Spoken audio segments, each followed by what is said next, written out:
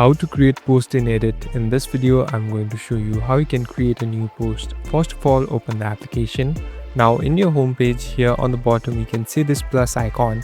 Simply tap on this plus icon. So here you can select the photos or video that you want to edit. So tap on the photos or video that you want to edit. Here I'm tapping on one, and here on the right top you can see the stick button. Tap on the stick button. So this media has been imported. Now as you can see, this is the video here. Now you can add details or even edit it however you like. Now after that, you can directly export it or post it into your Instagram ID.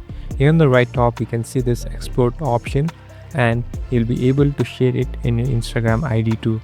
Thank you for watching this video. I hope this video will help you.